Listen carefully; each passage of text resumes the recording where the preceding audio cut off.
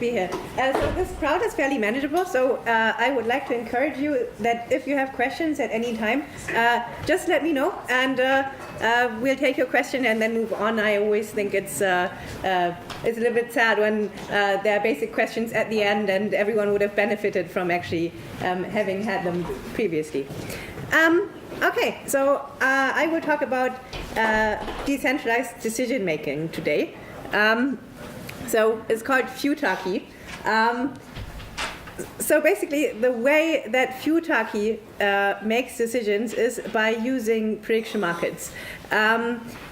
And why would that be interesting? So basically, in these decentralized settings, it's actually really hard to find good decision-making processes. So if you have a group of people, say you have 10 people, and you know who these people are, it's kind of a no-brainer. You ask them, you kind of make an informed decision as a group, or you elect a leader, and the leader decides. So there are established models for this kind of thing. But if you have an open network where you don't actually know how many participants there are or who they are, so you have a pseudonymous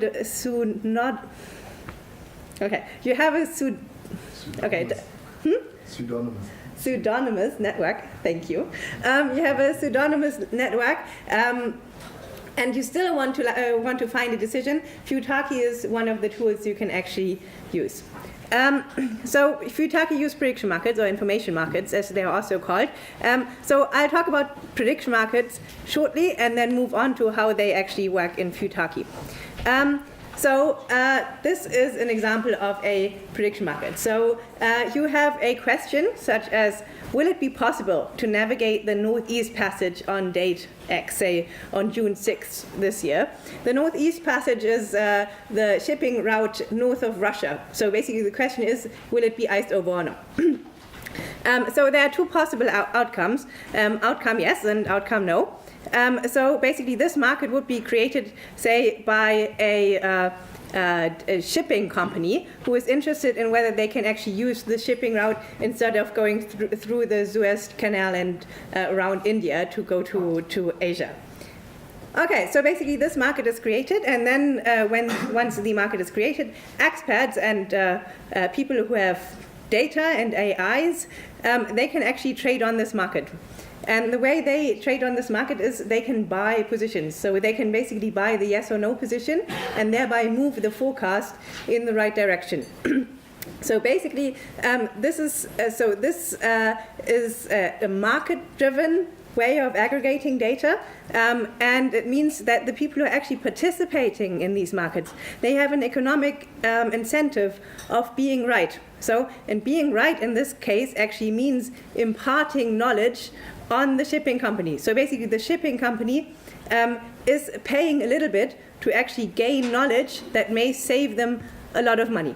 Usually this knowledge, it's not created for these purposes. Typically the knowledge is around.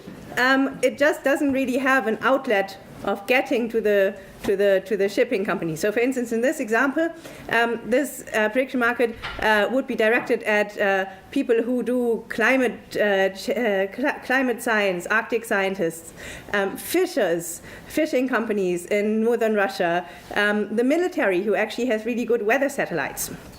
Okay, so basically this market trades, so the positions for yes and no, they change over time as to incorporate new information. You can sell your stake at any time, and at a predefined moment in time, the oracle comes in and the oracle decides what now actually was true. So whether this you could actually navigate this route on June 6th of this year or not. And according to this, payouts are made to the people who participated in the market, and people who moved the forecast in the right direction, they gain money, and people who moved the forecast in the wrong direction, they lose money. So basically, it's a way of market-driven data aggregation. Okay, so it's cool for many things. So I actually covered most of these, so I'll just skip over these. So basically, it works fully decentralized on the blockchain, and it tackles many of the traditional challenges that you have in forecasting. So just gathering the different sources of information from different people and actually incentivizing the people to actually give you that information. When giving the information to them, it doesn't really cost them anything, but also doesn't gain them anything. So this is a way to go around this. So how do you actually use this for decision making? Okay, so what you actually do is you have to talk about something that you would like to optimize. So you have a question like, should we have the CEO at our company? Should we fire him or should we retain him? So basically, you have a question, should we keep the CEO? And then you have to decide what the metric should be by which you decide. So there obviously usually you have several metrics and you have to settle on one. So one would, for instance, be employee happiness, and another would be the revenue at some point in time. And then you would actually have to specify how you measure these things. But once you actually have your objective, so you actually want to optimize for employee happiness, and you will measure this by some sort of test. You then create this this market. Then you allow trading on the market to actually see how people think this could best be achieved. And in the end, you actually end up with a policy recommendation. So how does this look in detail? So you have the question: should we fire the CEO? So then you have two. Tracks in this graph, so those are the values for yes and for no. And then you have you have a point in time where you make the decision. So so basically the graphs just tell you what people think the expected revenue is if you fire or you don't fire the CEO. So you want to optimize for revenue in this case. So it turns out if you fire the CEO, this is the yellow line here, if you fire the CEO, the expected revenue goes up with respect to if you don't fire the CEO, that's basically the so basically this market results in the participants think that the revenue would go up if you were to fire the CEO. So what then happens is you fire the CEO and the market continues. So people who said, who actually placed a prediction on what happens if you don't fire the CEO, they're just refunded their market, the money that they put in their market, because that didn't happen. So there's no way of knowing what would have happened if you hadn't fired the CEO. And the people who actually took part in this market under the condition that you fire the CEO, they continue being in this market, and the people who actually made the right prediction, they make money, and the people who made the wrong prediction as to revenue, they lose money. So basically, people are economically incentivized to actually put the best available information to them into this market. So how does it work under the hood? So all of this works fully decentralized on the blockchain. So what you have is a conditional market. So I talked about the shipping routes earlier, and there you just had the yes and no answer. Here you actually have two outcome tokens. So you have outcome token A, this is fire the CEO, and the other one, outcome token B, is you don't fire the CEO. And then both of these actually have two child tokens. So on the left-hand side, you can see the outcome token A, and that is kind of split into two tokens. The price will go up if you fire the CEO, and the price will go down if you fire the CEO. And then you have the outcome token B, that's we don't fire the CEO. And then again, the child tokens, the price will go up and the price will go down. So what you would do is you think the CEO so basically you think if the CEO is fired, the price is going to go up.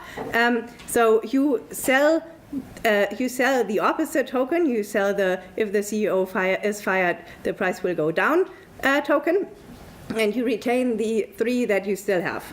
So basically, then the market action happens that aggregates all the information that people have into that one number, and then the outcome is selected this way. So basically, in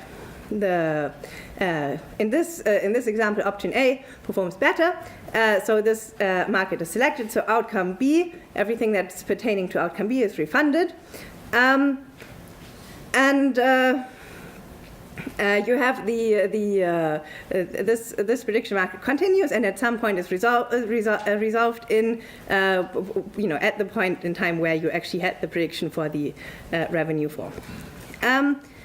Okay, so why does this actually make sense in a blockchain space? Okay, so this makes sense when you have a large number of participants. You still want to find some sort of decision, or you want to find a way of going about a problem that you have, and you have several options, and you don't want one person to decide for everyone.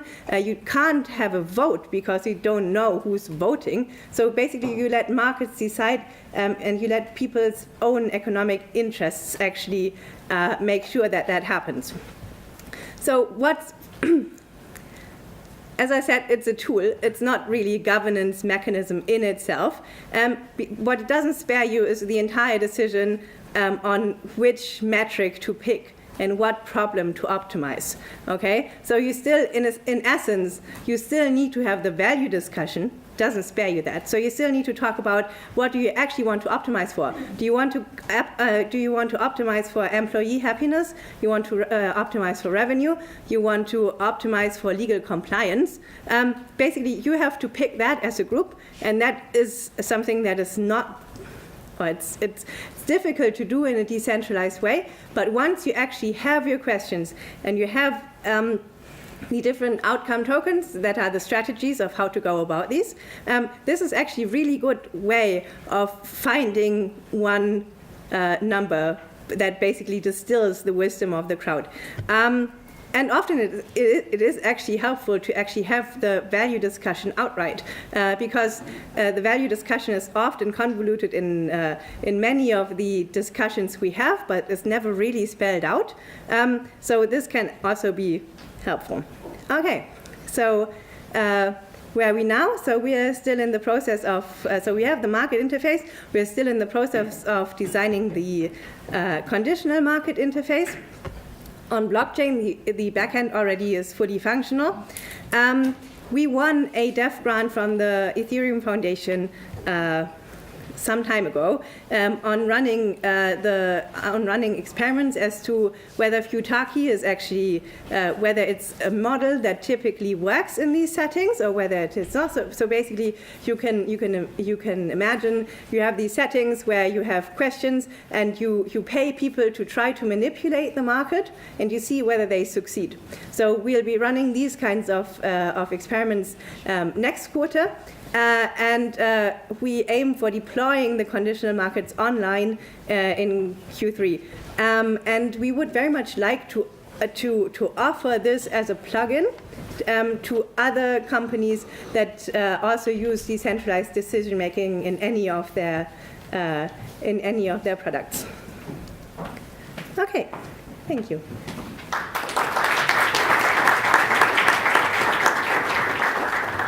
Yes.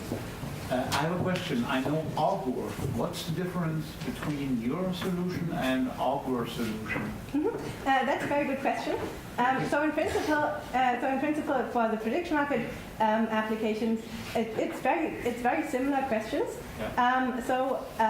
They are we are slightly different. So basically, what sets us apart most is the way that we go about oracles. So you need to decide on where to actually find the truth. So the smart contract knows how to decide. And for us, we have a variety of options. So we don't have our own oracle. We're oracle agnostic. So basically, what you can do is you can select, say, the signed BBC news feed or the Bloomberg feed, or it's actually information that can be looked up on the blockchain. Or you can actually put an address that is the oracle and it resolves the market manually. What Oracle does is they have a way of decentralized oracle. So basically, people actually have to vote on the outcome of every single market. So that's very powerful in a way. It's also fairly complicated because it means that for resolving every single market, you actually have to ask a large number of people. We are going to have this as an escalation process. So if you chose an oracle and you're not happy with what the oracle did, you can still escalate, and you can still so you can still trigger this in our system, but it's not mandatory. So it's not having a fully decentralized oracle is not something that is inherent to our platform. Thank you very much. Yes. I love future. I think it's one of the most fascinating topics. But I think the hardest thing for me to get my head around is, things like sports. What are the outcome of two teams? Obviously, the very, very liquid market, or presidential races and things like that. But when it comes to sort of mundane questions, how do we push more liquidity into a market and get more experts looking at certain markets? And also, what are the regulatory things? Because we come from a society that's generally, a religious sort of dogma against gambling, and so a lot of people see that as gambling have put aside using prediction markets because of moral nonsense. But how do we get past that as a society? Okay, so I'll answer your second question first. So basically, what we're trying to do is, so obviously you can use prediction markets for things that have no value add. So basically, asking people, who do you think is going to win the World Cup? Sure, you can do that on prediction markets. It's just really rather boring. Yeah. So basically what we're looking at are informations where you're trying to surface information that isn't otherwise available, or ways of hedging risks that otherwise you wouldn't be able to hedge. And we're trying to explain very carefully what the value add is. And once people actually get over this term of prediction markets, so we still use it. We've actually internally debated whether we should just switch to information markets, because it sounds better and it doesn't really have this gambling association that you immediately have when you hear prediction markets. But prediction markets is a fairly accurate term, so it's very descriptive. So far we've kind of stuck to it, and we're trying to help shape the narrative of what people think about when they hear prediction markets. Okay, so your first question was actually on low liquidity markets. Yeah, so basically low liquidity markets are a problem. Low liquidity markets are a problem everywhere where you would need liquidity. So markets work best if there's a lot of liquidity. This is true for information markets. It's also true for vegetable markets. If you go to the market and there's only one person selling artichokes, that's kind of an unstable situation. So what you have to do is you have to raise awareness on the markets that you want decision finding on. So basically we're a platform, so you can actually build your own information markets or prediction markets on top of us.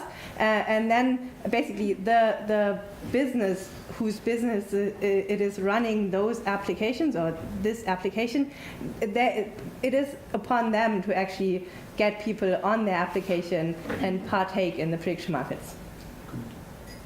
One last question? Yeah. One question is, what will happen if, let's say, I bet on Angela Merkel's death, and everybody says, no, this is not going to happen, and there's, let's say, 1 billion on the table, and someone has the intention to kill her, and then someone kills her and gets all the money. So is there a way to stop something like this, or is this possible? So for some reason, people are weirdly fascinated with the idea of assassination market. I get asked this literally every single time. I'm still happy to answer though.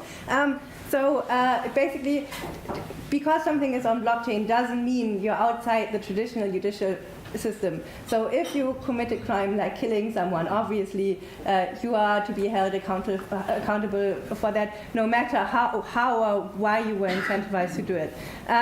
So as for can we censor these things?